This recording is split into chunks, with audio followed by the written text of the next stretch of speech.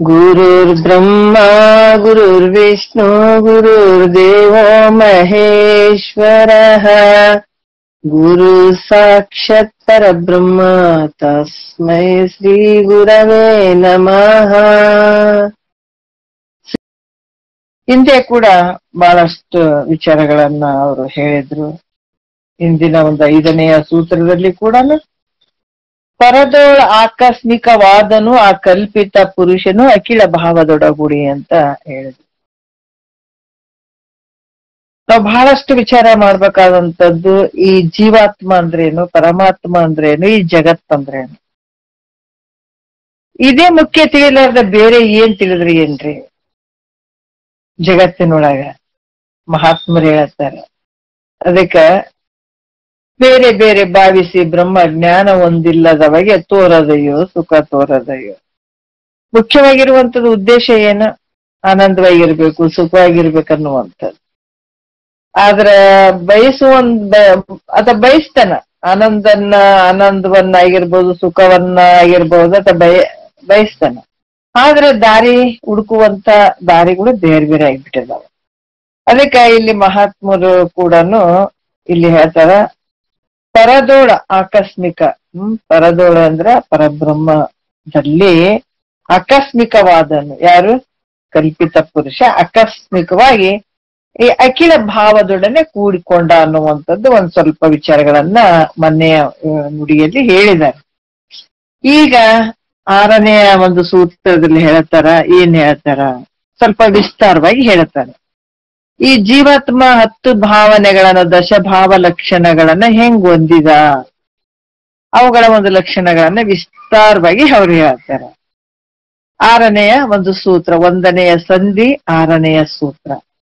ಪೇಳುವೆನು ಆ ದಶಭಾವ ಲಕ್ಷಣವನ್ನು ಕೇಳು ನೀನು ಅರಿವುದು ಇಂತು ಇನಿಯಳೆ. ಏನ್ ಹೇಳ್ತಾರ? ಪೇಳುವೆನು ಅಂದ್ರ ಈಗ ಹೇಳ್ತೀನಿ, ಆ ದಶಭಾವ ಲಕ್ಷಣವನ್ನು 10 ಲಕ್ಷಣಗಳನ್ನ ಕೂಡಿಕೊಂಡಂಥ ಯಾವುದು? ಈ ಕಲ್ಪಿತ ಪುರುಷ. ನಾನು ಹೇಳ್ತೀನಿ, ನೀನು ಅರಿವುದು, ನೀನು ಅರಿವುದು ಇಂತು ಇನಿಯಳೆ. ಇನಿಯಳೆ ಅಂತಂದ್ರ ಸ್ತ್ರೀಯಳೆ. ಯಾಜ್ಞವಲ್ಕರು ಮೈತ್ರೇದೇವಿ ಹೇಳ್ತಾರ, ನಾನು ಹೇಳ್ತೀನಿ ದಶಭಾವ ಲಕ್ಷಣಗಳನ್ನ ನಾನು ಹೇಳ್ತೀನಿ, ನೀನು ಈ ರೀತಿಯಾಗಿ ತಿಳಿಬೇಕು ಅಂತನ್ನುವಂತ ವಿಚಾರವನ್ನ ಹೇಳ್ತಾರೆ. ಯಾಕಂದ್ರೆ ಕಲ್ಪಿತ ಪುರುಷನಲ್ಲಿರುವ 10 ಭಾವ ಲಕ್ಷಣಗಳನ್ನ ಹೇಳ್ತೀನಿ ನಾನು, ಅವು ಯಾವುವು ಅಂತ ಹೇಳ್ತೀನಿ. ಅವುಗಳಲ್ಲಿ ಬಂಧ ಮೋಕ್ಷ ಇವೆರಡೂ ಅವಸ್ಥೆಗಳು ಅದ.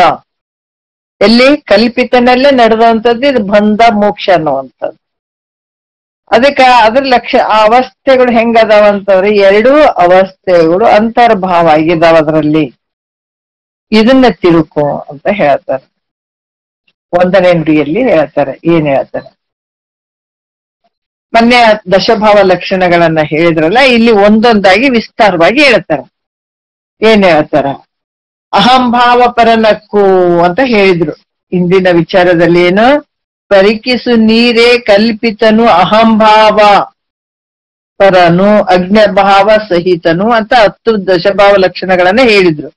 ಈಗ ಅದರಲ್ಲಿ ಕಲ್ಪಿತ ಪುರುಷನಲ್ಲಿರುವ ಅಹಂಭಾವ ಪರವಾದ ಲಕ್ಷಣವನ್ನ ಹೇಳ್ತಾರೆ. ಅಥವಾ ಹೆಂಗ್ ಕಲ್ಪಿತ, ಯಾರು ಕಲ್ಪಿತ ಪುರುಷ ಅಂತಂದ್ರ ನಮ್ಮನ್ನ ನಾವು ಮರ್ತು ಬಿಟ್ಟು ಇಷ್ಟೆಲ್ಲ ವ್ಯವಹಾರ ಮಾಡ್ತಾ ಇದ್ದೀವಲ್ಲ, ಆ ಜೀವಾತ್ಮನಿಗೆ ಕಲ್ಪಿತ ಪುರುಷ ಅನ್ನುವಂಥದ್ದು. ಅದಕ್ಕೆ ಈ ಕಲ್ಪಿತ ಪುರುಷನಲ್ಲಿರುವ ಅಹಂಭಾವ ಪರವಾದ ಲಕ್ಷಣಗಳು ಯಾವುವು ಅಂತಂದ್ರ 1ನೇ ನುಡಿಯಲ್ಲಿ ಹೇಳ್ತಾರ. ತನು ಬಹಳಷ್ಟು ವಿಶೇಷವಾದಂತ ವಿಚಾರಗಳು. ಯಾಕಂತಂದ್ರ ಎಲ್ಲ ಒಂದೇ ಸಲಕ ತಿಳಿಬೇಕನ್ನುವಂಥದ್ದು ಇರಂಗಿಲ್ಲ. ಇದು ಬರ್ತಾ ಬರ್ತಾ ಅದಕ್ಕ ಮಹಾತ್ಮರು ಕೂಡ ಬಹಳಷ್ಟು ಟೈಮ್ ತಗೊಂಡಿದ್ದಾರೆ ಇವೆಲ್ಲ ಸಾಧನೆಗಳನ್ನ ಮಾಡಾಕ, ಇವನ್ ತಿಳ್ಕೊಳಾಕ, ವಿಚಾರ ಮಾಡಾಕ, ಶ್ರವಣ ಮನನ ನಿಧಿಧ್ಯಾಸನ ಮಾಡಾಕ. ಯಾಕಂದ್ರ ಒಂದು ಸಲ ಇದು ಬೇಗ ತಿಳಿಯರಿಗೆ ತಿಳಿತದೆ, ಇಲ್ಲ ಅಂತಂದ್ರ ಇಲ್ಲ ಅಂತಿಲ್ಲ. ತಿಳಿಬೇಕಾದ್ರೆ ತಿಳಿತದ, ಕೆಲವು ಸಲ ಲೇಟ್ ಆಗಿ ತಿಳಿತದ, ಕೆಲವು ಪುಣ್ಯದ ಫಲಗಳು ನಮ್ಗೆ ತೀವ್ರ ಇದ್ದಾಗ ಬೇಗ ತಿಳಿತದೆ, ಇಲ್ಲ ಅಂತಿಲ್ಲ. ತಿಳಿಯಂಗೆ ಇಲ್ಲ ಅನ್ನುವಂಥದ್ದು ಸಾಧ್ಯ ಇಲ್ಲ, ಖಂಡಿತ ತಿಳಿತದೆ. ಯಾಕಂದ್ರ ನಾವು ಊರು ನಡೀತಾ ಇದ್ದೀವಿ ಅಂದ್ರ ದಾರಿ ಅದು ಊರ್ ಬರ್ಲಾರ್ದ ದಾರಿ ನಡೀತಾ ಇದ್ದೀವಿ ಅಂತಂದ್ರೆ ಊರ್ ಬರ್ಲಾರ್ದಿರ್ತದೇನ? ಖಂಡಿತ ಬರ್ತದಲ್ಲ. ಅದ್ರಂಗ ನಾವು ಹೋಗ್ತಾ ಇದ್ದೀವಿ, ಅದು ಎಷ್ಟು ತಿಳಿಲಿ ಎಷ್ಟು ಬಿಡ್ಲಿ ಅದ್ರ ಗುರುನಾಥನ ಇಚ್ಛೆಗೆ ಬಿಟ್ಟಿದ್ದದು. ನಮ್ಮ ಹಿಂದಿನ ಒಂದು ನಿಷ್ಕಾಮದ ಪುಣ್ಯದ ಫಲಕ್ಕ ಮತ್ತೆ ಗುರುನಾಥನ ಒಂದು ಕೃಪೆಗೆ ಹಿಂಗೆಲ್ಲ ಬಿಟ್ಟಿರ್ತದ. ಆದ್ರೆ ತಿಳಿಯಂಗಿಲ್ಲ ಅಂತ ಕೇಳಿದ್ರೆ ಅನರ್ಥ ಆಗ್ತದೆ. ನಮಗ್ ಏನು ಗೊತ್ತೇ ಆಗ್ತಾ ಇಲ್ಲಲ್ಲ ಅಂತ ಬಿಟ್ರ ನಮ್ಮ ಅನರ್ಥ ನಾವು ಮಾಡ್ಕೊಂಡಂಗ, ನಮ್ಮ ಕಷ್ಟ ನಾವೇ ತಂದುಕೊಂಡಂಗ, ಈ ಜನ್ಮವನ್ನ ಸುಮ್ನೆ ಅನ್ಯಾಯವಾಗಿ ವ್ಯರ್ಥವಾಗಿ ಹಾಳು ಮಾಡಿದಂಗ ಆಗ್ತದೆ. ಬೇರೆ ಯಾರು ಅಲ್ಲ, ಇಲ್ಲಿ ನಮ್ಮದ್ ನಾವೇ ಹಾಳು ಮಾಡ್ಕೋತೀವಿ, ನಮ್ಮ ಜೀವನವನ್ನ ನಾವೇ ಹಾಳು ಮಾಡ್ಕೊಂಡಂಗ.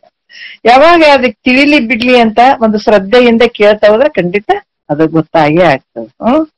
ಇಲ್ಲಿ ಕಲ್ಪಿತ ಪುರುಷ ಅಹಂಭಾವ ಪರವಾದ ಲಕ್ಷಣ ಬಗ್ಗೆ ಹೇಳ್ತಾರ 1ನೇ ನುಡಿಯಲ್ಲಿ. ತನು ಮಾನಸಾದಿಗಳೆನಿಪಲ್ಲಿ ಪರತತ್ವದ ಅನುಭೂತಿಯೋಳು ನಾನೆಂದಲ್ಲದೆ ಅನುದಿನ ಮಿರಲ್ ಅರಿಯದ ಕಥದಿಂದೆ ಮಾನಿನಿ ಕೇಳು ಅಹಂಭಾವ ಪರನಕ್ಕು. ನೋಡ್ರಿ, ಮಾನಿನಿ ಕೇಳಂದ್ರ ಮೈತ್ರೇಯೇ ಕೇಳು, ಮೈತ್ರೇಯೇ ಕೇಳು. ತನು ಅಂದ್ರ ಶರೀರ, ಮಾನಸಾದಿಗಳೆನಿಪಲ್ಲಿ ಅಂತಂದ್ರ ಮನ, ಬುದ್ಧಿ, ಚಿತ್ತು, ಅಹಂಕಾರ ಇವೆಲ್ಲ ತಗೊಳ್ಬೇಕಾಗ್ತದೆ. ಪರತತ್ವದ ಅಂದ್ರ ಪರಬ್ರಹ್ಮದ ಅನುಭೂತಿಯೋಳು ಅಂತಂದ್ರ ಆ ಪರಮಾತ್ಮ ಪರಬ್ರಹ್ಮವೇ ನಾನೆಂಬ ಜ್ಞಾನಾಕಾರ ವೃತ್ತಿಯಲ್ಲಿ ಇರುವಂಥದ್ದು. ಅನುಭೂತಿ ಅಂದ್ರೆ ಅದೇ ಜ್ಞಾನ ವೃತ್ತಿಯಲ್ಲಿ ಇರುವಂಥದ್ದು, ಪರಬ್ರಹ್ಮ ಸ್ವರೂಪನೇ ನಾನಿದ್ದೀನಿ ಅನ್ನುವಂಥ ಜ್ಞಾನ ಆಕಾರ ವೃತ್ತಿಯಲ್ಲಿ ಇರುವಂಥದ್ದು. ಈ ರೀತಿಯಾಗಿ ನಾವು ತಿಳ್ಕೊಳ್ಬೇಕಾಗ್ತದೆ. ಏನ್ ಹೇಳ್ದಾರ ಹೆಂಡತಿಗೆ ಹೇಳ್ತಾ ಇದ್ದ ಏನು, ಸತಿಯೇ ಕೇಳು, ಅಜ್ಞಾನದ ಈ ಅವಸ್ಥೆಯಲ್ಲಿ ತೋರ್ತಾ ಇರುವಂಥದ್ದು ಯಾವಾಗ ತೋರ್ತಾ ಇದ್ದಾವ ಅಂದ್ರ ಅಜ್ಞಾನದ ಅವಸ್ಥೆಯಲ್ಲಿ ತೋರ್ತಾ ಇದ್ದಾವ. ಏನ್ ತೋರ್ತಾ ಇದ್ದಾವ ಅಂದ್ರೆ ಈ ಶರೀರ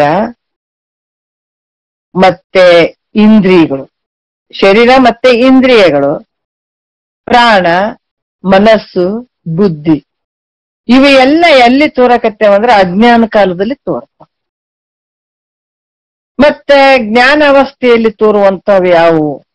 ಅಜ್ಞಾನದ ಅವಸ್ಥೆಯಲ್ಲಿ ಶರೀರ ತೋರ್ತದ, ಇಂದ್ರಿಯಗಳು ತೋರ್ತದ, ಪ್ರಾಣ, ಮನಸ್ಸು, ಬುದ್ಧಿ ಇವೆಲ್ಲ ತೋರ್ತಾವ.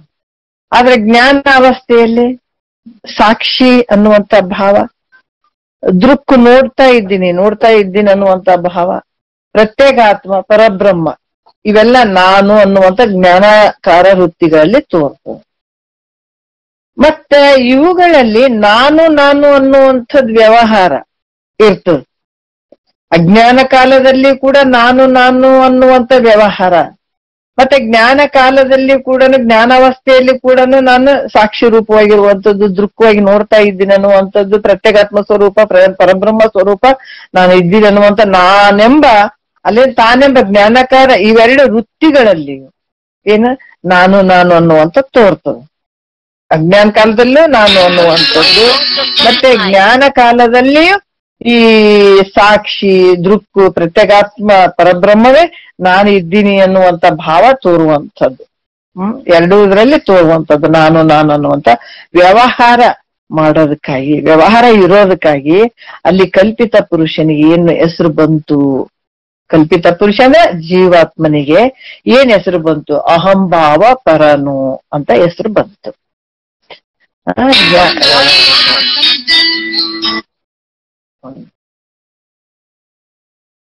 ಅದಕ್ಕೆ ಇಲ್ಲಿ ಏನ್ ಹೇಳ್ತಾರ ಅಂತಂದ್ರ, ಜ್ಞಾನ ಕಾಲದಲ್ಲೂ ಮತ್ತೆ ಅಜ್ಞಾನ ಕಾಲದಲ್ಲಿ ಎರಡೂ ಕಾಲದಲ್ಲಿ ನಾನು ಅನ್ನುವಂತ ವ್ಯವಹಾರ ಮಾಡೋದಕ್ಕಾಗಿ ಈ ಕಲ್ಪಿತ ಪುರುಷನಿಗೆ ಅಹಂಭಾವ ಪರನು ಅನ್ನುವಂತ ಹೆಸರು ಪ್ರಾಪ್ತಿಯಾಯಿತು.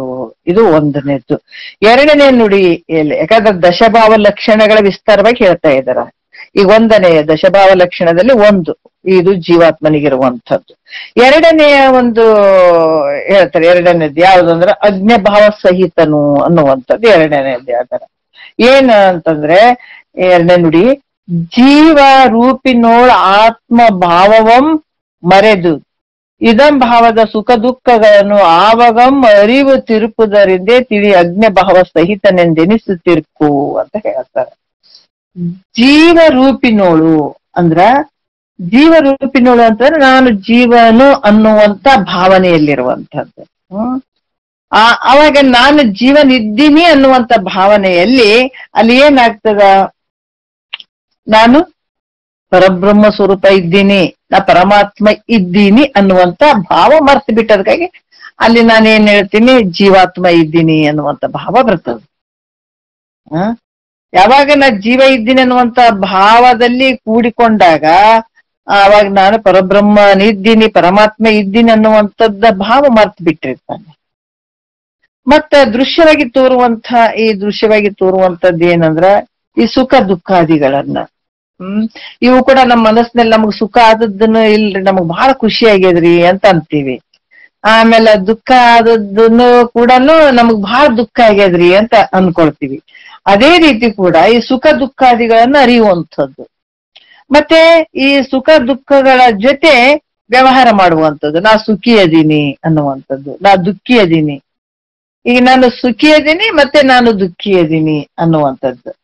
ಈ ವ್ಯವಹಾರ ಮಾಡೋದ್ರಿಂದ ಕೂಡ ಅದರಿಂದ ಅಜ್ಞಾನದಿಂದ ಕೂಡಿರುವುದರಿಂದ ಇದು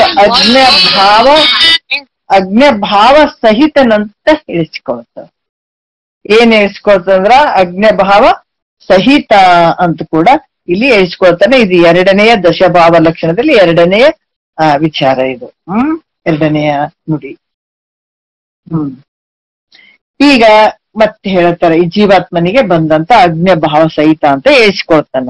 ಜೀವಾತ್ಮ ತನ್ನನ್ನು ತಾನು ಮರ್ತು ಬಿಟ್ಟು ಪರಬ್ರಹ್ಮ ಸ್ವರೂಪ ಅನ್ನುವಂಥದ್ದನ್ನ ಮರ್ತು ಬಿಟ್ಟಿರ್ತಾನೆ. ನಾ ಜೀವ ಭಾವದಿಂದ ಕೂಡಿರೋದಕ್ಕಾಗಿ ಆತ ನಾ ಸುಖಿ ಅದೀನಿ, ನಾ ದುಃಖಿ ಅದೀನಿ ಅನ್ನುವಂಥ ಭಾವದಲ್ಲೇ ವ್ಯವಹಾರ ಮಾಡ್ತಾ ಇರ್ತಾನೆ. ಈ ರೀತಿ ಇರೋದಕ್ಕಾಗಿ ಆತಗೆ ಅಜ್ಞಭಾವ ಸಹಿತ ಅಂತ ಹೆಸರು ಬಂತು ಅಂತ ಕೂಡ ಹೇಳ್ತಾರೆ. ಮೂರನೇದು ನುಡಿಯಲ್ಲಿ ಹೇಳ್ತಾರೆ, ಇವು ಬಹಳ ಮುಖ್ಯವಾಗಿ, ಅದಕ್ಕೆ ಬೇಸಿಕ್ ಅನ್ನುವಂಥದ್ದು, ಆಮೇಲೆ ಕ್ರಮ ಅನ್ನುವಂಥದ್ದು. ಈ ಮೂರನೇ ನುಡಿಯಲ್ಲಿ ಹೇಳ್ತಾರ. ಏನ್ ಹೇಳ್ತಾರ, ಸತಿ ಕೇಳು ತನುಭಾವ ರತಿಯ ನುಳಿದಿರ್ಪ ಕಥದಿಂದೆ ತನುವಿಲ್ಲದೊಮ್ಮೆಯು ಪ್ರತಿ ದೋರಲರಿಯನದಾಗಿ ಭಾವಿಸಲ ಪ್ರಕೃತಿ ಎನಿಸುತ್ತಿರ್ಕು ಅಂತ ಹೇಳ್ತಾರೆ. ಏನು ಅಂದ್ರ ಸತಿ ಕೇಳು ಅಂದ್ರ ಮೈತ್ರಿಯೇ ಕೇಳು. ತನುಭಾವ ರತಿಯನ್ನು ಅಂದ್ರ ರತಿ ಅಂದ್ರೆ ಪ್ರೇಮ ಪ್ರೀತಿ ಅನ್ನುವಂಥದ್ದು. ಅಂದ್ರೆ ಈ ದೇಹವೇ ನಾನನ್ನು, ತನುಭಾವ ಅಂದ್ರೆ ತನು ಅಂದ್ರೆ ಶರೀರ, ಈ ದೇಹವೇ ನಾನೆಂಬ ಪ್ರೀತಿಯನ್ನು ಬಿಡದ ಕಾರಣದಿಂದ ನೋಡ್ರಿ, ಈ ಜೀವನ ದೇಹವೇ ನಾನು ಅಂತ ದೇಹದಲ್ಲಿ ಮೋಹಾಸಕ್ತಿಯನ್ನು ಹೊಂದಿದ್ದಾನೆ. ಈ ಶರೀರ ಅನ್ನುವಂಥದ್ದು, ಯಾಕಂದ್ರೆ ಈ ಜೀವನ ಏನ್ ಮಾಡಿದಾನ, ಅಜ್ಞಾನದಿಂದ ಕೂಡಿಕೊಂಡು ಈ ದೃಶ್ಯವಾಗಿ ಕಾಣುವಂತ ಶರೀರ ಇದು ನಾನು ಅನ್ಕೊಂಡು ಕೂತ್ಕೊಂಡಿದ್ದಾನೆ.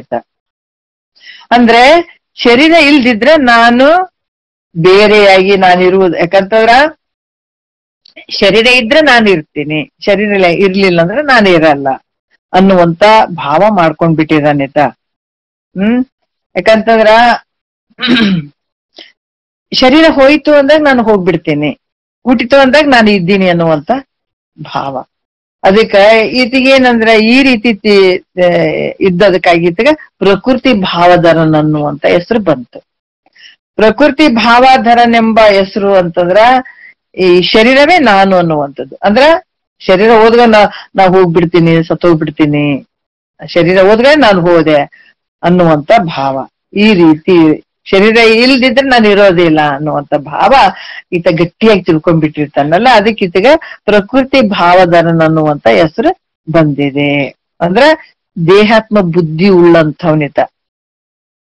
ಯಾಕಂದ್ರ ನಾವೆಲ್ಲ ದೇಹಾತ್ಮ ಬುದ್ಧಿ ಉಳ್ಳಂಥವ್ರೆ ಅಲ್ಲ, ಹಂಗಾಗಿ ಈ ಪ್ರಕೃತಿ ಭಾವಧರನ್ ಅನ್ನುವಂತ ಹೆಸರು ಬಂತು, ದೇಹಾತ್ಮ ಬುದ್ಧಿ ಉಳ್ಳಂಥ ಅನ್ನುವಂಥದಕ್ಕ. ಮತ್ತೆ ಈ ನಾಲ್ಕನೆಯ ನುಡಿಯಲ್ಲಿ ಹೇಳ್ತಾರ. ಏನ್ ಹೇಳ್ತಾರ, ಮೂರನೇದಾಯ್ತು. ನಾಲ್ಕನೇದಲ್ಲಿ ಹೇಳ್ತಾರ. ಏನ್ ಹೇಳ್ತಾರ ಅಂದ್ರ ನಿಯತದ ಅವಸ್ಥೆ ಮೂರನು ಕಾಯ ಕರಣ ಸಂಚಯ ವಿಡಿದರಿವ ಕಾರಣದಿಂದೇ ಪ್ರಿಯತಮೆ ನೀ ನಿಂತು ತಿಳಿಯುವುದು ಇದಂ ಭಾವ ತ್ರಯೋದ ಋಷಿ ಅವನೆಂದೊಲವಿಂದೆ ಅಂತ ಹೇಳ್ತಾರೆ. ನಾಲ್ಕನೆಯ ನುಡಿಯಲ್ಲಿ ಹೇಳ್ತಾರೆ. ನಿಯತದ ಅವಸ್ಥೆ ಅಂದ್ರ ಯಾವಾಗ್ಲೂ ಬರ್ತಾ ಇರುವಂತ ಅವಸ್ಥೆ ಇದು. ಯಾವುದು ಅಂದ್ರೆ ತಪ್ಪದೆ ಬರುವಂತ ಅವಸ್ಥೆ. ಯಾವ ಅವಸ್ಥೆಗಳು ಅಂತಂದ್ರ ಜಾಗ್ರತಾದಿ 3 ಅವಸ್ಥೆ. ಜಾಗ್ರ ಸ್ವಪ್ನ ಅವಸ್ಥೆ ಅಂದಾಗ ಜಾಗ್ರ ಸ್ವಪ್ನ ಸುಸುಪ್ತಿ ಅಂತ ತಗೊಳ್ಬೇಕು, ಇವು ನಮಗೆ ಇರುವಂತದ್ದೇ. ಆಮೇಲೆ ಸ್ಥೂಲಾದಿ ಅಂತಂದ್ರ ಏನು ಅಂದ್ರೆ ಸ್ಥೂಲ ಸೂಕ್ಷ್ಮ ಕಾರಣ ಶರೀರ, ಇವು ಮೂರು ಶರೀರ ನೋಡ್ರಿ. ಯಾಕಂತಂದ್ರ ಈ ನೇತ್ರಾದಿ 3 ಕರ್ಣ ಅಂತಂದ್ರ ಜಾಗ್ರದಲ್ಲಿ ನೇತ್ರ ಇಟ್ಕೊಂಡು ವ್ಯವಹಾರ ಮಾಡುವಂಥದ್ದು ನೇತ್ರ ಅನ್ನುವಂಥದ್ದು, ಸ್ವಪ್ನದಲ್ಲಿ ಮನಸ್ಸನ್ನ ಇಟ್ಕೊಂಡು ಅಲ್ಲಿ ವ್ಯವಹಾರ ಮಾಡುವಂಥದ್ದು, ಅವಿದ್ಯೆಯಲ್ಲಿ ಅಜ್ಞಾನದಲ್ಲಿ ಅಡಗಿರುವಂಥದ್ದು, ಇವು 3 ಕರಣಗಳು. ಈ ಶಬ್ದಾದಿ ಸ್ಥೂಲ ಸೂಕ್ಷ್ಮ ವಿಷಯಗಳನ್ನ ಏನಂದ್ರೆ ಇದಿರಿಟ್ಟು ಅರಿಯುವಂಥದ್ದು, ಇವೆಲ್ಲವುಗಳನ್ನ ಇದಿರಿಟ್ಟು ಅರಿಯುವಂಥದ್ದಕ್ಕಾಗಿ ಈ ಕಲ್ಪಿತ ಪುರುಷನಿಗೆ ತ್ರಿತಯೋಧ ಋಷಿ ಅನ್ನುವಂತ ಹೆಸರು ಬಂತು. ಇದು 4ನೆಯ ಹೆಸರು. ಯಾರಿಗ್ ಬಂತು? ನಂಬದೇ ಹೇಳಕತ್ತಾರ, ನಮ್ ಪುರಾಣ ಇದು. ಅದಕ್ಕೆ ನಮ್ ಪುರಾಣ ಬಹಳ ಕಠಿಣ ಆಗ್ಬಿಡ್ತದಲ್ಲ. ಹೌದು, ಯಾಕಂದ್ರೆ ನಾವು ಜನ್ಮದಾಗ ಇದನ್ನ ವಿಚಾರ ಮಾಡಿಲ್ಲಲ್ಲ, ಅದಕ್ಕೆ ನಮ್ಗಿದು ಬಹಳ ಕಠಿಣ ಆಗ್ಬಿಟ್ಟದ. ಅದಕ್ಕೆ ನಾವು ಇದನ್ನ ತಿಳ್ಕೊಳ್ಬೇಕಾಗಿತ್ತಂತಂದ್ರ ನಮ್ಮ ಮನಸ್ಸು ಕೂಡ ಪರಿಪಕ್ವ ಇರ್ಬೇಕಾಗ್ತದ, ಅದರಲ್ಲಿ ಖುಷಿ ಇರ್ಬೇಕಾಗ್ತದ, ತಿಳ್ಕೊಳ್ಬೇಕನ್ನುವಂತ ಒಂದು ಏನಂದ್ರ ಅಭಾವ ಇರ್ಬೇಕಾಗ್ತದ. ಆ ರೀತಿ ಇದ್ದಾಗ ಒಲುಮೆಯಿಂದ ಪ್ರೀತಿಯಿಂದ ಈ ವಿಷಯಗಳನ್ನ ಕೇಳ್ಬೇಕು ಅಂತ ಹೇಳುತ್ತಾರೆ. ಯಾಕಂದ್ರೆ ಇದು ನಮ್ಮ ಬಹಳಷ್ಟು ಜನ್ಮದಲ್ಲಿ ಬ್ಯಾರ್ಯಾರ ಪುರಾಣಗಳನ್ನೇ ಕೇಳದಂಥವ್ರು ನಾವು, ಬೇರೆಯವ್ರ ವಿಚಾರಗಳನ್ನೇ ಮಾಡಿದಂಥವ್ರು ನಾವು. ಈಗ ಮತ್ತೆ ಮಹಾತ್ಮರು ಏನ ಬೇರೆಯವ್ರದ್ದೇ ಮಾಡ್ಕೊಂತ ಕುಂತಿರ್ತ, ಅವ್ರ ಯಾವಾಗ ಮಹಾತ್ಮರಾಗ್ತಿದ್ರ? ಬೇರೆದವ್ರ ಮಾತು. ಯಾಕಂದ್ರೆ ನಮ್ಮ ಒಂದು ಸಾಧನೆಗೆ ಪೂರಕವಾಗಿರುವಂತ ವಿಚಾರಗಳನ್ನ ಮಾಡ್ಬೇಕಾದ್ರೆ ನಾವು ಬೇರೆದವ್ರ ವಿಚಾರಗಳನ್ನ ಮಾಡ್ಬೇಕು, ಇಲ್ಲ ಅಂತಿಲ್ಲ. ಅದನ್ನ ಒಂದು ಒಳ್ಳೆ ಮಹಾತ್ಮರ ಒಂದು ಆದರ್ಶವನ್ನ ಇಟ್ಕೊಂಡು ನಾವ್ ಯಾರು ಇದ್ದೀವಿ ಅಂತ ತಿಳ್ಕೊಳ್ಳೋದು ಬಹಳ ಮುಖ್ಯ ಆಗ್ತದೆ. ಅವಾಗ ತಿಳ್ಕೊಂಡ್ರೆ ನೀನು ಅವ್ರ ಏನ್ ಆನಂದ ಪಡ್ಕೊಂಡಿದಾರ ಆ ಆನಂದಕ್ಕೆ ನೀನ್ ಬರ್ತೀವಿ. ಇಲ್ಲ ನಿನ್ನನ್ನ ನೀವ್ ಮರ್ತು ಬಿಟ್ಟು ಬರೇ ಮುಂದಿನ ನೋಡ್ಕೊಂತ ಹೋದ್ರ ನೀನ್ ಯಾವಾಗ ಆನಂದ ಪಡ್ಕೋತಿ? ಸಾಧ್ಯನೇ ಇಲ್ಲ. ಹಂಗಾಗಿ ಮೊದಲ ನಾನು ಯಾರಿದ್ದೀನಿ ಅಂತ ತಿಳ್ಕೊಳ್ಬೇಕಾದಂಥದ್ದು ಬಹಳ ಮುಖ್ಯ ಅಲ್ಲ. ಅದಕ್ಕೆ ಇದು ನಮ್ಮ ಪುರಾಣ, ಇದು ಮಂದಿ ಪುರಾಣ ಅಲ್ಲ. ಮಂದಿ ಪುರಾಣಗಳು ಬೇರೆ ಬೇರೆ ಅದಾವ, ಆದ್ರೆ ಇವು ನಮ್ಮ ಪುರಾಣ ಅಂತ ಮಹಾತ್ಮರೇ ಆದಂತ ವಿಚಾರಗಳಿವು. ಅದಕ್ಕೆ ಈತಿಗೆ ಏನಾಯ್ತು ಅಂದ್ರೆ ಈ ಕಲ್ಪಿತ ಪುರುಷ ಶಬ್ದಾದಿ ಸ್ಥೂಲ, ಯಾಕಂದ್ರೆ ಕರಣ ಶಬ್ದಾದಿ ಸ್ಥೂಲ ಸೂಕ್ಷ್ಮ ಇವೆಲ್ಲ ಈ ವಿಷಯಗಳ ಶಬ್ದ ಸ್ಪರ್ಶ ರೂಪ ರಸಗಂಧ ಸ್ಥೂಲ ಸೂಕ್ಷ್ಮ ಈ ಶರೀರಗಳನ್ನ ಇದಿಟ್ಟು ಅರಿಯುವುದರಿಂದ ಈ ಕಲ್ಪಿತ ಪುರುಷನಿಗೆ ಏನ್ ಹೆಸರು ಬಂತು? ತ್ರಿತಯೋಧ ಋಷಿ ಅನ್ನುವಂತ ಹೆಸರು ಬಂತು 4ನೆಯದ್ರಲ್ಲಿ ಅಂತ ಹೇಳಿದ್ರು. ಈಗ 5ನೇ ನುಡಿಯಲ್ಲಿ ಹೇಳತ್ತಾರ. ಏನ್ ಹೇಳತ್ತಾರ? ಅರಿದಹಮನೆ ವಿದ್ಯಾರೂಪನು ನಿಜವನು ಮರೆದುದರಿಂದ ವಿದ್ಯಾತ್ಮನು ಅರಿವು ಮರೆವೆಂಬೆರಡ ನೊಂದಿ ತೋರೆ ನೀನರಿ ವಿದ್ಯಾಮಯನೆಂದು ಅಂತ ಹೇಳ್ತಾರ. ಏನ್ ಹೇಳ್ತಾರ? ಅರಿದಹಮನೆ ಅಂತಂದ್ರ ಇಲ್ಲಿ ನಾನು ತಿಳಿದಿದ್ದೀನಿ, ನಾ ತಿಳಿದಿರುವೆನಂತ ಹೇಳಿದ್ರೆ ಆತ ವಿದ್ಯಾರೂಪ ಅಂತ ಅನ್ಸ್ಕೊಳ್ತಾರ. ಅಂದ್ರ ಸಚ್ಚಿದಾನಂದ ಈ ಜೀವಾತ್ಮ ತನ್ನ ನಿಜವಾದ ಸಚ್ಚಿದಾನಂದ ಸ್ವರೂಪವನ್ನ ನೋಡ್ರಿ. ಯಾಕಂದ್ರ ಈ ಸಚ್ಚಿದಾನಂದ ಸ್ವರೂಪವನ್ನ ನಾವ್ ಯಾರಿದ್ದೀವಂತ ತಿಳ್ಕೊಳ್ಬೇಕಾದ್ರೆ ಗುರುನೇ ಬೇಕಾಗ್ತದೆ. ನಿಜವಾದ ಸಚ್ಚಿದಾನಂದ ಸ್ವರೂಪವನ್ನ ಗುರು ಶಾಸ್ತ್ರಗಳ ಸಹಾಯದಿಂದ, ಇಲ್ಲಿ ಯಾಕೆ ಇದನ್ನ ಪದೇ ಹೇಳ್ತಾರೆ? ಬರೇ ಗುರು ಅಂತ ಅಂದಿಲ್ಲ ಅವ್ರು ನೋಡ್ರಿ, ಬಹಳ ಅದ್ಭುತವಾದ ವಿಚಾರ ಹೇಳ್ತಾರ ಅವ್ರು. ಅದ್ರ ಜೊತೆ ಏನ್ ಹೇಳ್ಬೇಕು? ಶಾಸ್ತ್ರ ಶ್ರುತಿ ಗುರುಗಳ ಬೋಧೆ ಇದು ತತ್ವಮಸಿ ಎಂದು ಇಂದು ಹೋಗಿದಾವ್.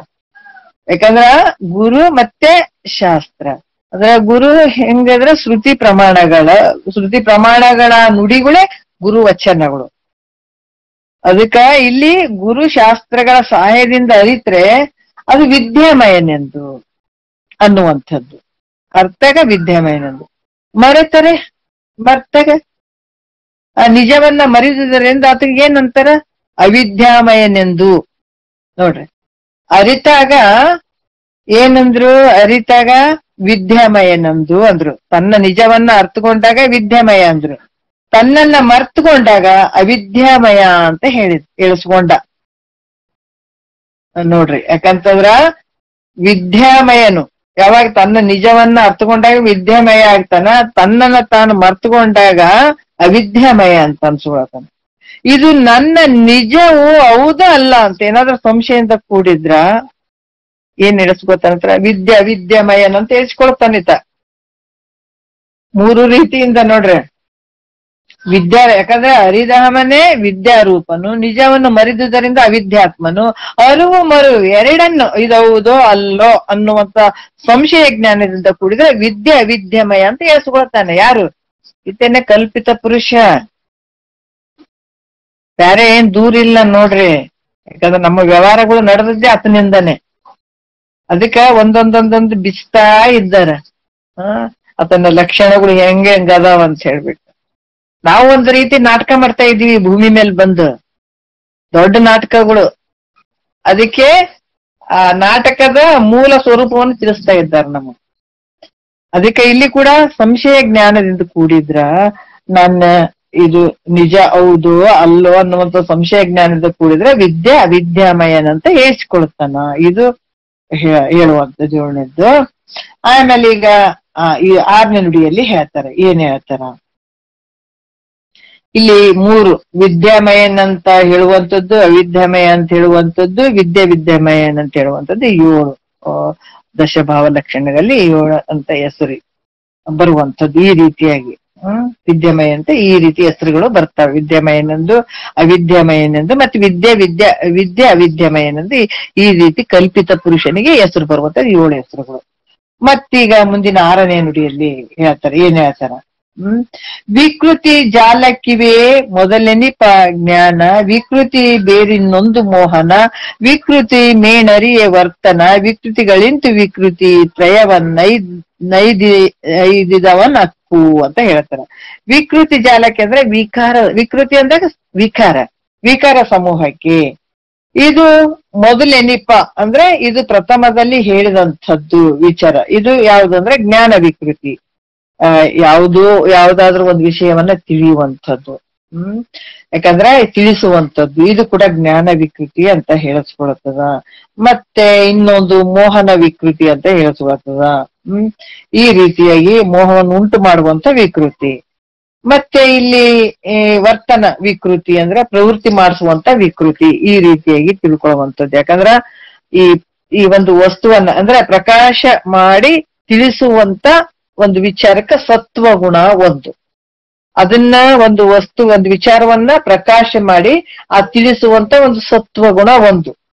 ಇದು ಇದೇ ತರ ಐತೆ ಅಂತ ಅದು ಪ್ರಕಾಶ ಮಾಡಿ ಆ ವಸ್ತುವಿನ ವಿಚಾರವನ್ನ ತಿಳಿಸುವಂತದ್ದು. ಇದು ಸತ್ವಗುಣ ಒಂದು. ಯಾವುದಾದ್ರೂ ಒಂದು ವಿಷಯದಲ್ಲಿ ಮೋಹವನ್ನು ಉಂಟು ಮಾಡುವಂಥದ್ದು. ಅದಕ್ಕೆ ಈ 3 ಗುಣಗಳು ನೋಡ್ರಿ. ಒಂದು ವಸ್ತುವನ್ನ ಅದನ್ನ ಪ್ರಕಾಶ ಮಾಡುವಂಥದ್ದು, ಅದ್ರ ಬಗ್ಗೆ ತಿಳಿಸುವಂಥದ್ದು, ಅದು ಸತ್ವಗುಣ ಇದ್ದಾಗ ಆ ರೀತಿ ತಿಳಿಸುವಂಥದ್ದು. ಮತ್ತೆ ಯಾವ್ದಾದ್ರೂ ಒಂದು ವಿಷಯದಲ್ಲಿ ಮೋಹವನ್ನ ಉಂಟು ಮಾಡಿಸುವಂಥದ್ದು ತಮೋಗುಣ. ಮತ್ತೆ ಈ ತಮೋಗುಣ ಇದು ಒಂದು. ಇದು ಮತ್ತೆ ಪ್ರವೃತ್ತಿಯನ್ನು ಉಂಟು ಮಾಡಿಸುವಂಥದ್ದು ಯಾವುದು? ರಜೋಗುಣ. ಈ ರೀತಿಯಾಗಿ ಈ 3 ಗುಣಗಳು ಜೀವನಿಗೆ ಏನಂದ್ರ ಜ್ಞಾನ, ಪ್ರವೃತ್ತಿ, ಮೋಹಾದಿಗಳನ್ನು ಉಂಟು ಮಾಡಿ ಇದರಿಂದ ಏನಾಗ್ಯದ? ಈಗ ಸುಖ ದುಃಖಗಳನ್ನ ಕೊಡುವಂತವಾಗಿದಾವ ಈ 3 ಗುಣ, ಸತ್ವ, ರಜೋ, ತಮೋ. ಈ 3 ಗುಣಗಳಲ್ಲಿ ಒಂದು ಏನ್ ಹೇಳಿದಾರೆ? ಜ್ಞಾನ, ತಿಳಿಸುವಂತ ವಿಷಯವನ್ನ, ವಸ್ತುವಿನ ಬಗ್ಗೆ ತಿಳಿಸುವಂಥದ್ದು, ಅದ್ರ ಮೇಲೆ ಮೋಹ ಮಾಡುವಂಥದ್ದು, ಮತ್ತೆ ಅದರಲ್ಲಿ ಪ್ರವೃತ್ತಿ ಆಗುವಂಥದ್ದು. ಈ ರೀತಿಯಾಗಿ ಇದರಿಂದ ಏನಾಗ್ತದ ಅಂದ್ರ ಸುಖ ದುಃಖಗಳು ಇವು ಕೊಡ್ತಾವ. ಎದರಿಂದ? ಸತ್ವಗುಣ, ರಜೋಗುಣ, ತಮಗುಣದಿಂದನೇ. ಪ್ರತಿಯೊಬ್ಬ ಮನುಷ್ಯನಲ್ಲಿ ಈ 3 ಗುಣಗಳು ಅದಾವ. ಆದ್ರ ಒಂದು ಬಿಡೋದು ಒಂದು. ಇವು ಈ ರೀತಿಯಾಗಿ ಇರ್ತಾವ. ಒಂದ್ ಹೋದ್ರೆ ಒಂದ್ ಬಂದಿರ್ತದೆ. ಒಂದ್ ಹೋದ್ರೆ ಸತ್ವಗುಣ ಹೋದ್ರ ರಜೋಗುಣ ಬಂದಿರ್ತದೆ, ರಜೋಗುಣ ಹೋದ್ರ ತಮೋಗುಣ ಬಂದಿರ್ತದೆ. ಇವು ಏನಾಗ್ತಾವ ಅಂತಂದ್ರೆ ಇದ್ರದ್ದು ಯಾವ ರೀತಿ ಅಂದ್ರೆ ಈ ಸತ್ವಗುಣ, ಈ ಜ್ಞಾನ ಅನ್ನುವಂಥದ್ದು, ಈಗ ತಮೋಗುಣ ಮೋಹ, ಮತ್ತೆ ಪ್ರವೃತ್ತಿ ಗುಣ ರಜೋ, ಇವೆಲ್ಲ ನಮ್ಮಲ್ಲಿ ಏನಾಗ್ತದ ಅಂತಂದ್ರೆ ಈ ಜೀವಾತ್ಮನಿಗೆ ಸುಖ ದುಃಖಗಳನ್ನ ಕೊಡುವಂಥವಿರ್ತಾವೆ. ಈ ಜೀವಾತ್ಮನಿಗೆ ಏನ ಹೆಸರು ಬಂತು ಅಂದ್ರೆ ತ್ರಿವಿಕೃತಿ ಈಗ ಅಂತ ಹೆಸರು ಬಂತು. ತ್ರಿವಿಕೃತಿಗನು ಅಂದ್ರೆ 3 ವಿಕಾರಗಳನ್ನು ಹೊಂದುವಂಥದ್ದು. ಇದು ಬೇರೆ ಯಾರಿಗೆಲ್ಲ ನಮಗೆ ಆಗ್ತಾವ. ನಮ್ಮಲ್ಲೇ ಇರುವಂತ ವ್ಯವಹಾರಗಳು ನಡೆಯುವಂಥದ್ದು. ಒಂದು ಸಲ ಸುಖ ತೋರ್ದಂಗ ಆಗ್ತದ. ಯಾಕಂದ್ರೆ ಒಂದು ವಿಷಯವನ್ನ ತಿಳ್ಕೊಬೇಕಾದಾಗ ನಮ್ಮ ಮನಸ್ಸು ಶಾಂತತೆಯಿಂದ ಆ ವಿಷಯವನ್ನ ನಾವು ತಾಳ್ಮೆಯಿಂದ ಕೇಳಿ ಆ ವಿಷಯದ ಒಳಗಡೆ ಇರುವಂತ ವಿಚಾರಗಳನ್ನ ತಿಳ್ಕೊಂಡು ನಾವು ಆನಂದ ಪಡುವಂಥದ್ದು, ಮನಸ್ಸು ಶಾಂತವಾಗಿ ಇಟ್ಕೊಳ್ಳುವಂಥದ್ದು, ಇಂಥವೆಲ್ಲ ನಡೆಯುವಂಥದ್ದು ಸತ್ವ ಗುಣ ಇದ್ದಾಗ ಅಲ್ಲಿ ಜ್ಞಾನ ತಿಳಿಯುವಂಥದ್ದು. ಆಮೇಲೆ ಈ ಮೋಹ ಮಾಡುವಂಥದ್ದು, ಯಾವುದೋ ಒಂದು ವಿಚಾರಗಳಲ್ಲಿ ಅಲ್ಲಿ ಮೋಹ ಉಂಟು ಮಾಡುವಂಥದ್ದು, ಅಲ್ಲಿ ತಮೋ ಗುಣ ಬರುವಂಥದ್ದು. ಆಮೇಲೆ ಅದರಲ್ಲಿ ಪ್ರವೃತ್ತಿ ಮಾಡಿಸುವಂತ ಕೆಲಸ ಏನು ರಜಗುಣದ್ದು. ಈ ರೀತಿಯಾಗಿ ಇಲ್ಲಿ ಆಗುವಂತ ಈತನ ವ್ಯವಹಾರಕ್ಕ ತ್ರಿವಿಕೃತಿಗ ಅಂತ ಹೆಸರು ಬಂತು. ಯಾರಿಗೆ? ಜೀವಾತ್ಮನಿಗೆ. ಇದೇ ಕಲ್ಪಿತ ಪುರುಷನಿಗೆ. 7ನೇ ನುಡಿಯಲ್ಲಿ ಹೇಳ್ತಾರ 3 ವಿಕೃತಿಗಳ ವಿಚಾರವನ್ನ ಹೇಳ್ತಾರ. ಏನ್ ಹೇಳ್ತಾರ ನೋಡೋಣ. 8 ಅದು. ಈಗ 3 ವಿಕೃತಿಗಳ ಅರ್ಥವನ್ನ ಹೇಳ್ತಾರೆ. ವಿದ್ಯೆಯೇ ಜ್ಞಾನಂ, ಅವಿದ್ಯೆಯೇ ಮೋಹನ, ವಿದ್ಯೆ ಅವಿದ್ಯೆಗಳೇ ವರ್ತನವಕ್ಕು ವೃದ್ಧೆ ಮೈತ್ರಿಯೇ, ನೀನು ಈ ಕ್ರಮದಳು ಶುದ್ಧ ವಿದ್ಯೆಯಿಂದಿವ ನಿಂತು ತಿಳಿಯುವುದು ಅಂತ ಹೇಳ್ತಾರೆ. ವಿದ್ಯೆ ಅಂತಂದ್ರೆ ಅರಿಯುವಂಥದ್ದು, ವಿದ್ಯೆ ಅಂದ್ರೆ ತಿಳಿಯುವಂಥದ್ದು, ಅರಿಯುವಂಥದ್ದು. ಆಮೇಲೆ ಜ್ಞಾನ ವಿಕೃತಿ ಅಂತ ಹೇಳಿಸ್ಕೊಳ್ತದೆ. ಯಾವ್ದಾದ್ರೂ ಒಂದು ವಸ್ತುವನ್ನ ತಿಳಿಯುವಂಥದ್ದು ಅದು ಜ್ಞಾನ ವಿಕೃತಿ ಅಂತ ಹೇಳಿಸ್ಕೊಳ್ತದೆ. ಯಾವ ವಸ್ತುವನ್ನ ನಾವು ತಿಳಿಯಂಗಿಲ್ಲ, ತಿಳಿಯದಿರುವಂಥದ್ದು ಮೋಹನ ವಿಕೃತಿ ಅಂತ ಹೇಳಿಸ್ಕೊಳ್ತದೆ. ಯಾವ ವಸ್ತುವಿನ ಬಗ್ಗೆ ನಾವು ತಿಳ್ಕೊಳಕ್ ಆಗದೆ ಇದ್ದಾಗ ಅಥವಾ ತಿಳಿಯದೇ ಇರುವಂಥದ್ದು ಮೋಹನ ವಿಕೃತಿ ಅಂತ ಹೇಳಿಸ್ಕೊಳ್ತದೆ. ಮತ್ತೆ ಜ್ಞಾನ ಅಜ್ಞಾನಗಳ 2ರಿಂದ ಕೂಡಿರುವುದೇ ವರ್ತನ ವಿಕೃತಿ. ಜ್ಞಾನ ಮತ್ತೆ ಈ ಅಜ್ಞಾನ 2ರಿಂದ ಕೂಡಿರುವಂತದ್ದು ವರ್ತನ ವಿಕೃತಿ. ಈ 3 ವಿಕೃತಿಗಳನ್ನ ಮೈತ್ರಿಯೇ ನೀನು ನೋಡ್ರಿ, ಇವು 3 ವಿಕೃತಿಗಳನ್ನ ನೀನು ನಿಜ ಜ್ಞಾನದಿಂದ ತಿಳಿಯುವಂಥವಳಾಗು. ಅದಕ್ಕೆ ವಿಶೇಷವಾದಂತ ಒಂದು ಜ್ಞಾನ ನಿನ್ನಲ್ಲಿ ಅಡಿಗೆದಪ್ಪ. ನೀನ್ ಈ ವಿಶೇಷವಾದಂತ ಜ್ಞಾನದಿಂದ ಇವನು ತಿಳ್ಕೊ ಅನ್ನುವಂಥದ್ದು. ಅದಕ್ಕೆ ಸೂರ್ಯನ ಬೆಳಕಿನಿಂದನೇ ಸೂರ್ಯನ ತಿಳ್ಕೊಳ್ತೀವಿ ಅಲ್ಲ, ಚಂದ್ರನ ಬೆಳಕಿನಿಂದನೇ ಚಂದ್ರನ ತಿಳ್ಕೊಳ್ತೀವಿ. ಅದ್ರಾಗ ನಿನ್ ಬೆಳಕಿನಿಂದ ನೀ ತಿಳ್ಕೊಳ್ಬೇಕಾಗ್ಯದ.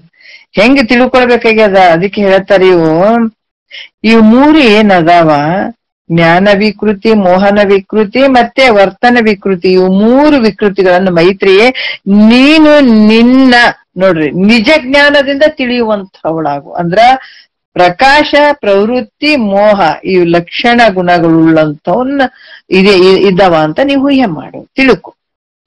ಪ್ರಕಾಶ ಮಾಡುವಂಥದ್ದು, ಪ್ರವೃತ್ತಿ ಮಾಡುವಂಥದ್ದು, ಮೋಹ ಮಾಡುವಂಥದ್ದು ಇವು ಲಕ್ಷಣಗಳಿಂದ ಕೂಡಿದಂಥದ್ದು ಅಂತ ನೀವು ಊಹೆ ಮಾಡು ಮೈತ್ರ ಅಂತ ಇಲ್ಲಿ ಹೇಳ್ತಾ ಇದ್ದಾರ.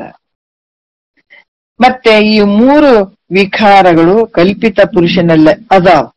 ಈ 3 ವಿಕಾರಗಳು ಎಲ್ಲಿ ಅದಾವ? ಕಲ್ಪಿತ ಪುರುಷನಲ್ಲಿ ಅದಾವ. ಹೆಂಗ್ ಅದಾವ ಅಂತಂದ್ರೆ ಒಂದು ಸಣ್ಣ ಗಿಡದ ಒಂದು ದೃಷ್ಟಾಂತ ಕೂಡ ಕೊಡ್ತಾರ. ಅದು ಯಾವ ರೀತಿ ಕೊಡ್ತಾರ ಅಂತಂದ್ರೆ ಹೇಳ್ತಾರ 8ನೇ ನುಡಿಯಲ್ಲಿ ಹೇಳ್ತಾರ, ಬೀಜದಲ್ಲಿಯೇ ಸಸ್ಯ, ಬೀಜ ತೃಷಂಗಳಿಯು ಓಜೆಯಿಂದ ಈ ತ್ರಿವಿಕೃತಿಗಳು ರಾಜೀವದಳ ನೇತ್ರೆ ಮೈತ್ರಿಯೇ ನೋಡು ನಿರ್ವಾಜ್ಯವ ಕಲ್ಪಿತನೊಳಗಿ ಗಿರ್ಕು ಅಂತ ಹೇಳ್ತಾರ. ಈಗ ಈ ಬೀಜದಲ್ಲಿ ಒಂದು ಬೀಜ ಭೂಮಿಗೆ ಬಿದ್ದಾಗ ಒಂದ್ ಸ್ವಲ್ಪ ದೊಡ್ಡದಾಗ್ತದಲ್ಲ, ಒಂದ್ ಸ್ವಲ್ಪ ಬೀಜ ಏನಾಗ್ತದೆ ಅಲ್ಲಿ ಮೊಳಕೆ, ಒಳಿಕೆ, ಸೊಳಿಕೆ ಅಂತ 3 ರೀತಿಯಿಂದ ತೋರ್ತಾವ. ಯಾಕಂತಂದ್ರೆ ಪ್ರತಿಯೊಂದು ಪ್ರಕೃತಿ ಒಳಗ ಎಲ್ಲರೂ ಇಂಥ ಒಂದು ಮಾಯದಲ್ಲೇ ಇರುವಂತದ್ದು. ಅಲ್ಲಿ ಏನ್ ಕಾಣ್ತದ ಅಂತಂದ್ರೆ ಇಲ್ಲಿ ಕೂಡ ಹೇಳ್ತಾರೆ, ಬೀಜದಲ್ಲಿಯೇ ಸಸ್ಯ, ಬೀಜ ತೃಷಂಗಳಿಗೆ ಓಜಿಯಿಂದ ಈ ವಿಕೃತಿಗಳು ಹೆಂಗ ರಾಜೀವ ದಳ ನೇತ್ರೆ ಅಂತಂದ್ರ ಆಕೆಯ ಕಮಲ ದಳದ ಸದೃಶ್ಯವಾಗಿರುವಂತ ನೇತ್ರ ಉಳ್ಳಂತ ಮೈತ್ರ ದೇವಿ ಅಂತ ಹೇಳ್ತಾರ, ವರ್ಣನೆ ಮಾಡ್ತಾರ. ಇದು ಬೀಜದಲ್ಲಿ ಹೆಂಗದಾವ ಅಂತಂದ್ರ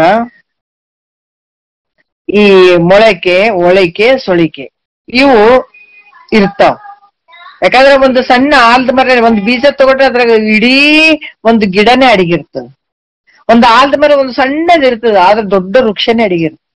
ಅದ್ರಂಗ ಒಂದು ಬೀಜದಲ್ಲಿ ಮೊಳಕೆ, ಒಳಿಕೆ, ಸೊಳಿಕೆ ಅಂತ ಇವು ಮೊದಲಾದಗಳು ಹೆಂಗ ಅದಾವ, ಈ ಅದೇ ರೀತಿ ಕಲ್ಪಿತ ಪುರುಷನಲ್ಲಿ ಜ್ಞಾನ, ಮೋಹನ, ವರ್ತನೆಗಳು ಅಂತನ್ನುವಂತ 3 ವಿಕೃತಿಗಳದಾವ ಅಂತ ತಿಳ್ಕೊ. ಈ ನಾವ್ ಗಿಡ ಫಸ್ಟ್ ಬೆಳಿಬೇಕಾದಾಗ ಕೂಡ ಸೊಳಿಕೆ, ಒಳಿಕೆ, ಮಳಿಕೆ ಅಂತಾನೆ 3 ರೀತಿಯಿಂದಾನೇ ಬೇಯ್ತಾವ, 3ರಿಂದಾನೇ ಬರ್ತದ ನೋಡ್ರಿ ಬೆಳೆ. ಸ್ವಲ್ಪ ಸೂಕ್ಷ್ಮವಾಗಿ ವಿಚಾರ ಮಾಡಿದಾಗ ಗೊತ್ತಾಗ್ತದ ಅವು. ಅದ್ರಂಗ ಈ ಬೀಜದಲ್ಲಿ ಮೊಳಿಕೆ, ಒಳಿಕೆ, ಸೊಳಿಕೆ ಅಂತ 3, ಆ ಕಡೆ ಒಂದು ಈ ಕಡೆ ಒಂದು ಮಧ್ಯದೊಂದು ಬೆಳೆ ಮೊಳಿಕೆ ಬಂದಿರ್ತದ ನೋಡ್ರಿ, ಈ ರೀತಿಯಾಗಿರುವಂತದ್ದು. ಅದೇ ರೀತಿ ಕೂಡ ಈ ಕಲ್ಪಿತ ಪುರುಷನಲ್ಲಿ ಜ್ಞಾನ, ಮೋಹನ, ವರ್ತನ 3 ವಿಕೃತಿಗಳು ಅದಾವ ತಿಳ್ಕೊ ನೋಡ್ರಿ. 9ನೇ ನುಡಿಯಲ್ಲಿ ಹೇಳತ್ತಾರೆ. ಯಾಕಂದ್ರ ಇಲ್ಲಿ ಕೂಡ ಹೇಳ್ತಾರ ನೋಡ್ರಿ, ಪ್ರಿಯತಮೆ ಮಹಧಮಾದಿ ವಿಕಾರ ಸಂಚಯಕ್ಕೆ ತಾನಾದಿ ಕಾರಣವಾಗಿ ನಿಯಮದೋಳು ಇರುವುದರಿಂದೇ ಜಗದ್ಬೀಜಮಯ ನೆನಿಪನು ಕಲ್ಪಿತನೇ ಕೇಳು. ಇಲ್ಲಿ ಏನ್ ಹೇಳ್ತಾರ, ಪ್ರಿಯತಮೆ ಅಂತ ಯಾರಿಗೆ ಹೇಳ್ತಾರ? ಬಹಳಷ್ಟು ಪ್ರೀತಿ ಉಳ್ಳಂತಹ ಮೈತ್ರಾದೇವಿಗೆ ಬಹಳ ಪ್ರೀತಿಯಿಂದ ಹೇಳ್ತಾರ. ಅಧಿಕ ಪ್ರೀತಿಗೆ ಪಾತ್ರಳಾದಂತ ಮೈತ್ರಾದೇವಿ ಮಹತ್ತು ನೋಡ್ರಿ. ಅದಕ್ಕೆ ಇಲ್ಲಿ ಕೂಡ ಹೇಳ್ತಾರ ಯಾವ ರೀತಿ, ಪ್ರಕೃತಿ ಮಹತ್, ಅಹಂಕಾರ, ಈ ಶಬ್ದಾದಿ. ಶಬ್ದಾದಿ ಅಂತಂದಾಗೆ ಶಬ್ದ, ಸ್ಪರ್ಶ, ರೂಪ, ರಸ, ಗಂಧ ಇವು ಪಂಚ ತನ್ಮಾತ್ರೆಗಳು. ಪಂಚ ಮಹಾಭೂತಗಳು ಆಕಾಶ, ವಾಯು, ಅಗ್ನಿ, ಜಲ, ಪೃಥ್ವಿ ಅನ್ನುವಂಥದ್ದು. ಈ ರೀತಿ ಈ ಭೌತಿಕ ನಾವು ಹೇಳ್ತೀವಿ. ಯಾಕಂದ್ರ ಏನೊಂದು ತೋರದ ಪರಬ್ರಹ್ಮದಲ್ಲಿ ಯಾಕಂದ್ರೆ ಈ ಒಂದು ಸಚ್ಚಿದಾನಂದ ಪರಬ್ರಹ್ಮ ಸ್ವರೂಪದಲ್ಲಿ ಈ ಏನು ಇಲ್ಲ, ಪರಿಶುದ್ಧವಾಗಿರುವಂಥದ್ದು. ಅಲ್ಲಿ ಏನಂದ್ರ ಈ ಮಾಯೆಯಲ್ಲಿ ಏನಾಯ್ತು, ಮಾಯೆ ತೋರ್ದಂಗಾಯ್ತು, ಮಾಯೆಯಲ್ಲಿ ಆ ಪ್ರತಿಬಿಂಬ ಬಿತ್ತು. ಅಲ್ಲಿಂದನೇ ಇಲ್ಲಿ ಶುರುವಾಯ್ತು ಮಾಯೆಯಿಂದ ಏನಾಯ್ತು, ಪ್ರಕೃತಿ ಅಂತ ಅನ್ಸ್ಕೊಂತು. ಪ್ರಕೃತಿ ಅಲ್ಲಿಂದ ಮಹತ್ತು. ಮಹತ್ತು ಅಂತಂದ್ರ ಅಲ್ಲಿ ಕೂಡ 3 ಅಹಂಕಾರಗಳನ್ನ ಗರ್ಭೀಕರಿಸ್ಕೊಂಡಿರ್ತದ. ನಂತರ ಅಹಂಕಾರ ಆಗುವಂತ ಮಹತ್ತಿನಿಂದ ಅದು ವಿಕಾರ ಆಗಿ ಅಹಂಕಾರ ಆಗ್ತದ. ಅಲ್ಲಿಂದ ಶಬ್ದಾದಿ ಪಂಚ ತನ್ಮಾತ್ರೆಗಳಾಗ್ತಾವ, ಅಲ್ಲಿಂದ ಪಂಚ ಮಹಾಭೂತಗಳಾಗ್ತಾವ. ಇವೆಲ್ಲ ಭೌತಿಕ ಸಮೂಹಕ್ಕೆಲ್ಲ ಯಾರ್ ಕಾರಣ ಅದಲ್ಲ? ಈ ಕಲ್ಪಿತನೇ ಇವೆಲ್ಲಕ್ಕೂ ಕಾರಣ.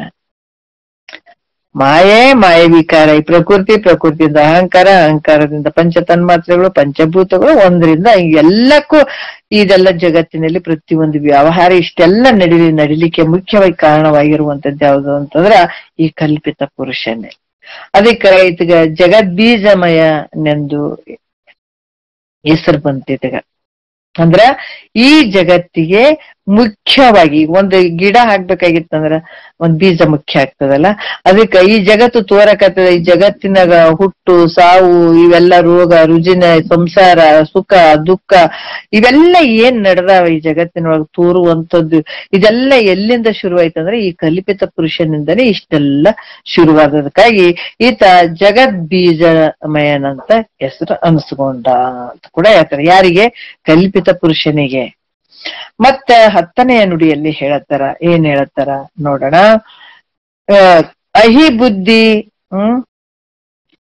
ಅಹಿಬುದ್ಧಿ ನೇಣಿ ನಹಿಗೆ ಬೀಜವಾದಂತೆ ಮಹದಾದಿ ಜಗಕ್ಕೆ ತಾನದು ತನ್ನ ಸಹಮೀರ್ಪ ಬಗೆ ನೀನರಿ ಕಲ್ಪಿತ ನೋಳಿಂತು ವಿಹಿತ ಮಿದು ಅಂಬುಜ ಲೋಚನೆ ಅಂತ ಹೇಳ್ತಾರೆ. ಈ ಕಲ್ಪಿತ ಅಹಂಭಾವನೆ ಈ ಜಗತ್ತಿಗೆ ಕಾರಣ ಆಗ್ಯದ ಅಂತ ಕೂಡ ಹೇಳತ್ತಾರ. ಯಾವ ರೀತಿ? ಅಹಿ ಬುದ್ಧಿ ನೇಣಿ ನಹಿ ನೋಡ್ರಿ ಎಷ್ಟು ಅದ್ಭುತವಾಗಿ ಹೇಳತ್ತಾರ. ನಿಜ ಆವಿನ ಬುದ್ಧಿ ಅಂದ್ರ ಅಹಿ ಬುದ್ಧಿ ಅಂತಂದ್ರ ಸರ್ಪದ ಬುದ್ಧಿಯು. ಇದು ಹಗ್ಗದಲ್ಲಿ ತೋರುವ ಹಾವಿಗೆ ಕಾರಣ ಅದಂತೆ. ಇದು ಹೆಂಗದ? ಆ ನಿಜವಾದಂತ ಹಾವಿನ ಬುದ್ಧಿ ಹಗ್ಗದಲ್ಲಿ ತೋರುವ ಹಾವಿಗೆ ಕಾರಣ ಅದ. ಹಗ್ಗದಲ್ಲಿ ಅಲ್ಲಿ ಹಾವಾದ ಅಂತ ತಿಳ್ಕೊಳ್ಳುವಂತ ಕಾರಣ ಆಯ್ತು. ನಿಜ ಹಾವಿನ ಬುದ್ಧಿ ಎಲ್ಲಿ ಆಯ್ತು ಅಂದ್ರ ಹಗ್ಗದಲ್ಲಿ ತೋರುವ ಹಾವಿಗೆ ಕಾರಣ ಆದಂತೆ ಈ ಮಹತ್ ಅಹಂಕಾರಾತ್ಮಕ ಜಗತ್ತಿಗೆ, ಈ ಜಗತ್ತಿಗೆ ಕಲ್ಪಿತನಲ್ಲಿರುವ ನಾನು ಅನ್ನುವಂತ ಭಾವನೆಯ ಕಾರಣ ಆಗಿದೆ ನೋಡ್ರಿ. ಈ ಜಗತ್ತಿಗೆ ಯಾರ ಕಾರಣ ಅಂದ್ರ ಮೂಲ ಅಹಂಕಾರ, ಮಹತ್ ಅಹಂಕಾರಾತ್ಮಕ ಈ ಜಗತ್ತಿಗೆ ಈ ಕಲ್ಪಿತನಲ್ಲಿರುವ ನಾನು ಅನ್ನುವಂತಹ ಭಾವನೆಯೇ ಕಾರಣ. ಅದಕ್ಕ ಮೂಲವಾಗಿರುವಂತಹದ್ದು ಇದು. ಅದಕ್ಕೆ ಮಹಾತ್ಮರು ನೋಡ್ರಿ, ಇವಾಗ ನಮ್ಗೆ ಎಂತೆಂತ ಪದಗಳು, ಇದನ್ನ ಕರೆಕ್ಟ್ ಆಗಿ ತಿಳ್ಕೊಂಡ್ರೆ ಎಲ್ಲಾ ತತ್ವ ಪದಗಳನ್ನ ನಾವು ಬಹಳ ಖುಷಿಯಿಂದ ಸ್ವೀಕಾರ ಮಾಡಬಹುದು, ತಿಳ್ಕೊಳ್ಬಹುದು. ಅದಕ್ಕೆ ನಾನಲ್ಲೋ ಶಿವ ನಾನಲ್ಲೋ, ನಾ ಹೋಗದೆ ಶಿವ ತಾನಾಗಲ್ಲೋ ಅಂತ ಹೇಳುವಂಥದ್ದು ಮುಖ್ಯವಾಗಿ ಹೇಳ್ತಾರ ಅವರು. ಅದಕ್ಕೆ ಈ ಜಗತ್ತಿಗೆ ಮುಖ್ಯವಾಗಿ ಕಾರಣವಾಗಿರುವಂತ ಕಲ್ಪಿತನಲ್ಲಿರುವ ನಾನು ಅನ್ನುವಂಥ ಭಾವನೆ ಕಾರಣ ಆಗಿರುವಂತ. ಈಗ ಕಲ್ಪಿತನಲ್ಲಿರುವ ಅಹಂಭಾವನೆ ಕಾರಣ ಆಗಿರುವಂತದ್ರಿಂದ ಇಲ್ಲಿ ಕಮಲದಂತೆ ನೇತ್ರಗಳುಳ್ಳ ಮೈತ್ರಿಯೇ ಕೇಳು. ನೋಡ್ರಿ, ಸುಪ್ತಿಯಲ್ಲಿ ಅಹಂ ಐತೇನು? ಇಲ್ಲ. ಅಂದ್ರೆ ಕಲ್ಪಿತನಲ್ಲಿ ಅಹಂಕಾರದಿಂದ ಈ ಜಗತ್ತು ತೋರಕತ್ತದ, ವ್ಯವಹಾರ ತೋರಕತ್ತದ, ಎಲ್ಲ ತೋರಕತ್ತದ. ಅದಕ್ಕ ಮೈತ್ರ ಕೇಳು. ಅದಕ್ಕ ಕೇಳು ಕೇಳು ಅಂತ ಬಹಳ ಸಲ ಹೇಳ್ತಾರ. ಶರೀರ ಮಾತ್ರ ಕುಂದಿಸ್ಕೊಂಡು ಮನಸ್ಸು ಅಲ್ಲೆಲ್ಲೆಲ್ಲೆಲ್ಲ ಅರ್ದಾಡಿದ್ರೆ ಈ ವಿಚಾರ ತಿಳಿಯಂಗಿಲ್ಲ. ಇದು ಬಹಳ ಮುಖ್ಯವಾದಂತ ವಿಚಾರಗಳು. ಅದಕ್ಕ ಇಲ್ಲಿ ಕೂಡ ಹೇಳ್ತಾರ, ಸುಪ್ತಿಯಲ್ಲಿ ಮೈತ್ರ ಕೇಳು. ಸುಪ್ತಿಯಲ್ಲಿ ಅಂದ್ರೆ ಗಾಢವಾದ ನಿದ್ರೆಯಲ್ಲಿ ಅಹಂ ಇಲ್ಲ. ಯಾಕಿಲ್ಲ? ಸುಪ್ತಿಯಲ್ಲಿ ಎಲ್ಲಾ ಇಂದ್ರಿಯಗಳು ಅಡಗಿರ್ತಾವ, ಅಹಂ ಕೂಡ ಇರಂಗಿಲ್ಲ. ಅದಕ್ಕ ಅಲ್ಲಿ ಜಗತ್ತೈತೇನು? ಇಲ್ಲ. ಯಾವಾಗ ಅಹಂ ಅಲ್ಲಿ ಇಲ್ಲ, ಅಲ್ಲಿ ಜಗತ್ತಿಲ್ಲ. ಜಾಗದಲ್ಲಿ ಅಹಂ ಭಾವನೆ ತೋರೋದ್ರಿಂದ ಅಲ್ಲಿ ಜಗತ್ತೆಲ್ಲವೂ ತೋರಕತ್ತದ. ನೋಡ್ರಿ, ಅಲ್ಲಿ ಅಹಂ ನಾನು ಅನ್ನುವಂಥದ್ದು ನಿದ್ರೆ ಒಳಗಿಲ್ಲ. ಅದಕ್ಕೆ ಈ ಜಗತ್ತು ತೋರಂಗಿಲ್ಲ. ನಾನು ಅನ್ನುವಂಥದ್ದು ಯಾವಾಗ ನಿನ್ನಲ್ಲಿ ತೋರ್ತ ಅವಾಗ ಜಗತ್ ತೋರಕ್ ಶುರು ಆಗ್ತದ. ಇದು ಸಹಜವಾಗಿರುವಂಥದ್ದು ನೋಡು ಮೈತ್ರ. ಅಂದ್ರ ಎಲ್ಲಿಂದ ತೋರಕತ್ತದ? ನಿನ್ನೊಳಗ ತೋರಕತ್ತದ ಎಲ್ಲಾನು. ಯಾವಾಗ ನಾನು ಅನ್ನುವಂತ ವೃತ್ತಿ ನಿನಗ್ ಬಂತು ಅಂತಂದಾಗ ನೋಡ್ರಿ, ಆವಾಗ ಈ ಜಗತ್ತೆಲ್ಲ ಜಾಗ್ರದಲ್ಲಿ ತೋರ್ದಂಗ ಆಗ್ತದ. ಅದ್ರ ನಿದ್ರೆ ಒಳಗ ಅಹಂ ಇಲ್ಲ, ನಾನು ಅನ್ನುವಂಥದ್ದಿಲ್ಲ, ಅಲ್ಲಿ ಜಗತ್ತು ತೋರಂಗಿಲ್ಲ. ಈ ರೀತಿಯಾಗಿ ಇರುವಂಥದ್ದು 11ನೇ ನುಡಿಯಲ್ಲಿ ಹೇಳ್ತಾರೆ, ಕಲ್ಪಿತನಲ್ಲಿರುವ ಬೋಧಾದ್ಯುತಿ ಭಾವನೆಯನ್ನ ನಿರೂಪಣೆ ಮಾಡ್ತಾರೆ. ಯಾವ ರೀತಿ ಮಾಡ್ತಾರ ಅನ್ನುವಂಥದ್ದನ್ನ ಹೇಳ್ತಾರ. ಮರೆದೊಡೆ ಜೀವಾತ್ಮ, ಅರಿದೊಡೆ ಪರಮಾತ್ಮ. ಅರಿವು ಮರೆವೆಗಳೆಂಬೆರಡನು, ನೆರೆ ಕೂಡಲಂತರಾತ್ಮನು ನೀರೇ, ನೀನಿದನರಿ ಕಲ್ಪಿತನ ಬೋಧಾದ್ಯುತಿ ಎಂದು ಅಂತ ಹೇಳ್ತಾರೆ. ಅಂದ್ರ ಈ ಕಲ್ಪಿತ ಪುರುಷನ ಒಂದು ಭಾವನೆಯನ್ನ ಹೇಳ್ತಾರ, ಬೋಧಾದ್ಯುತಿ ಭಾವನೆಯನ್ನ ಹೇಳ್ತಾರ ಅವರು. ಯಾವಾಗ ಈ ದೇಹಾದಿ, ಅದು ಜೀವತ್ವ ಭಾವ ಅಂತ ಹೇಳುವಂಥದ್ದಲ್ಲ, ದೇಹಾದಿ ಅಹಂಕಾರ ಅನಾತ್ಮ ವಸ್ತುಗಳಲ್ಲಿ, ಈ ದೇಹಾದಿ ಅಂದಾಗ ಈ ಸ್ಥೂಲ ಸೂಕ್ಷ್ಮ ಕಾರಣ ಅನ್ನುವಂಥದ್ದಾಗಿರ್ಬೋದು, ಇಂದ್ರಿಯಗಳಾಗಿರ್ಬೋದು, ಜ್ಞಾನೇಂದ್ರಿಯಗಳು, ಕರ್ಮೇಂದ್ರಿಯಗಳು, ಪಂಚವಾಯುಗಳು, ಶಬ್ದಾದಿ ವಿಷಯಗಳು, ಇವೆಲ್ಲಾನು ಬರ್ತಾವ.